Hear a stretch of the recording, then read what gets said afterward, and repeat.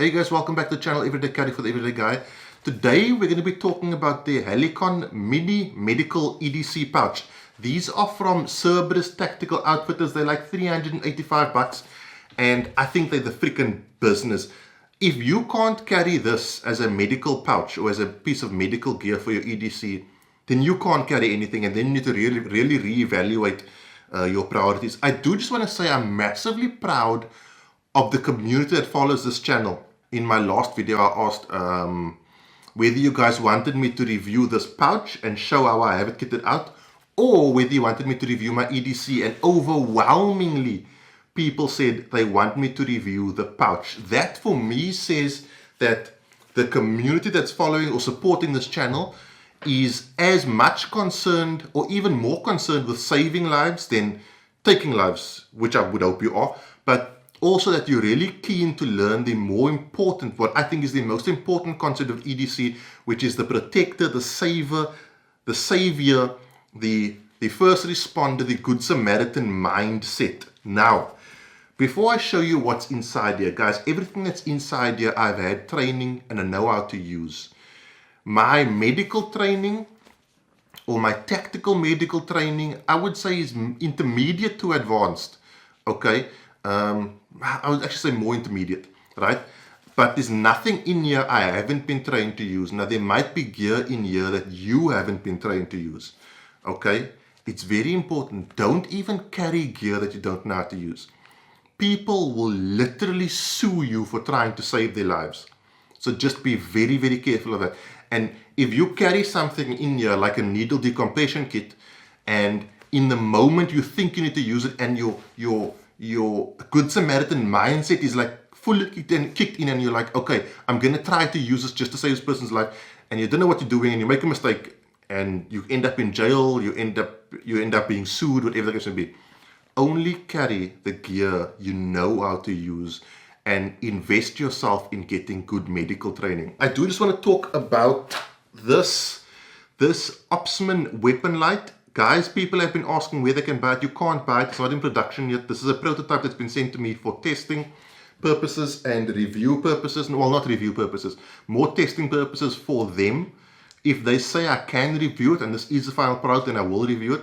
But this is not for sale to the public yet, so don't even try to buy it. I am hugely proud that they sent this to me, but yeah, people have been asking where they can get it and where they can get their hands on it. You can't get your hands on it, so don't even try. Maybe Opsman releases it tomorrow or tonight or whenever, but as of this video, you can't get your hands on it. Holster-wise, I remember the last Opsman holster, or the last Opsman light, was a cool light, but it didn't do too well because there weren't holsters.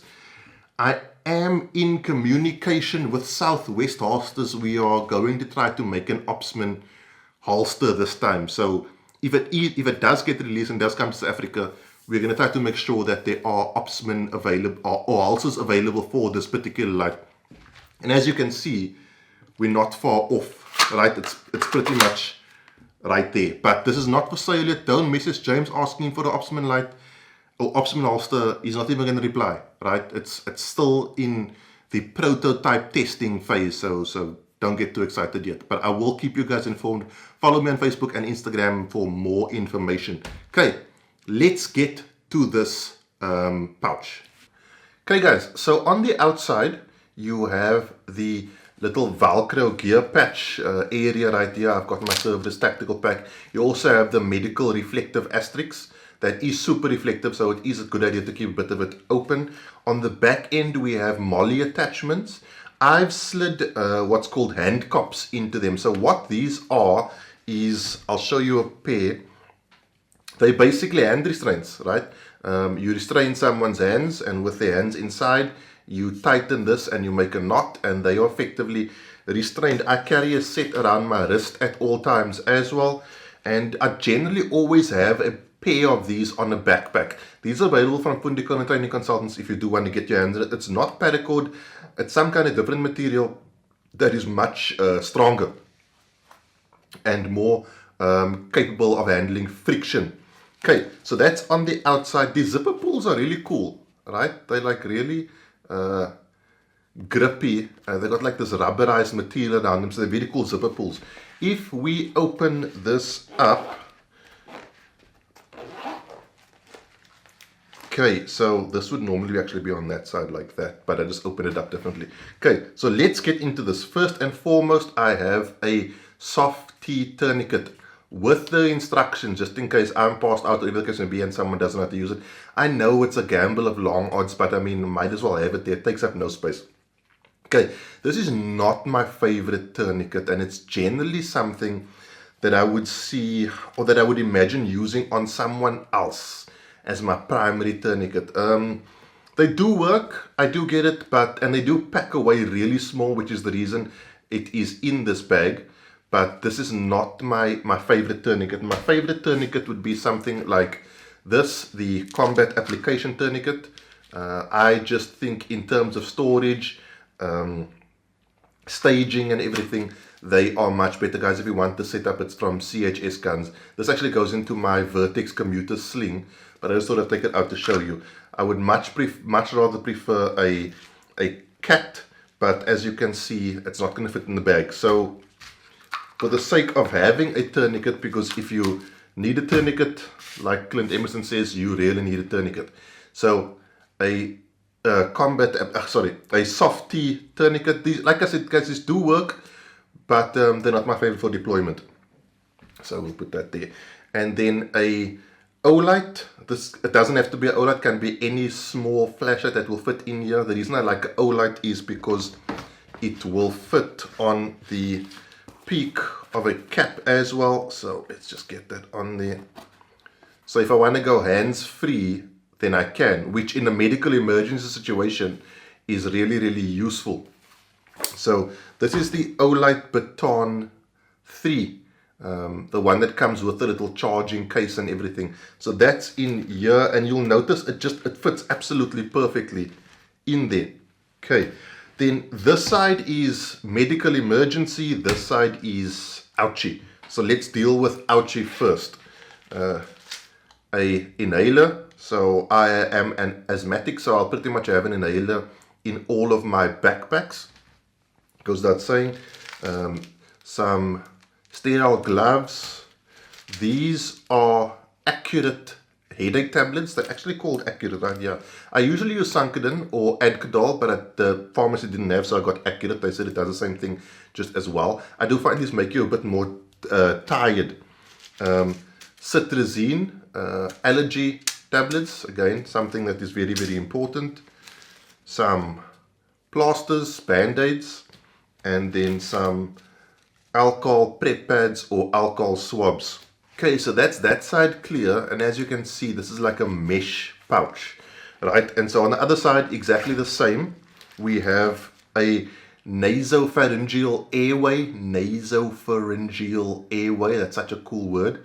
This is basically an artificial airway for people who have a blocked airway. If you know how to use it, cool. If you don't know how to use it, learn how to use it and then start carrying it. Don't first carry it and then learn how to use it. A flutter valve and a needle decompression kit. This is for the prevention or curing of more the prevention of a collapsed lung. Again, if you don't know how to use it, don't carry it. Dressing, obvious reasons. Don't need to go into why we need that. Some wound packing, again, and then Salox. This is the Salox Rapid. I think it's the 1-inch Z fold. Sorry, it is 1-inch 5-foot gauze. I am actually ordering more Salox from the guys at Global Phalanx. That's probably arriving later this week. I'm also ordering another NPA and another needle decompression kit, so I can have a spare one in my other med kit. Salox hemostatic gauze, hemostatic hemoblood static stop. This stuff will stop arterial bleeding in 60 seconds or less. And then a emergency blanket, space blanket, whatever you want to call it. Hypothermia is a very real deal when it gets to blood loss. So having this thing is not a waste. It's not like what people think you're going to become hypothermic because of exposure. You can become hypothermic because of massive blood loss. And guys, that's the pouch, right? And as you can see, it folded up really nice. It's a really nice size, and it carries quite a substantial amount of gear, right? Like, I mean, you can solve a lot of medical problems with all this gear. Let's switch the view and we'll end off. So guys, that's how I have mine kitted out, and as you saw, they're pretty decent, right? They can hold a decent amount of gear and you can solve a lot of medical problems. The one thing I am going to try to add is a chest seal or two. I think if I slim down on my ouchy side of things, I could fit a folded chest seal in there, but yeah, I'm still thinking about that. It would be nice to have a chest seal in here, because that's also a vital piece of equipment. As I said, guys, remember, if you don't know how to use something that you've seen in this particular video, don't get it. First get the training, then get the gear, because you can't outgear your training. Guys, that is it. Thank you to Cerberus Tactical Outfitters for sending me this. Like I said, these are $385 on their website. It is linked down below. I will see you soon. I'll probably see you tomorrow for a Mail Time Monday. Mail Time Monday? That's not bad. I'll probably see you tomorrow if you're watching, so they release for a Mail Time Monday. So enjoy the rest of your weekend. Be safe, train hard. Cheers. God bless.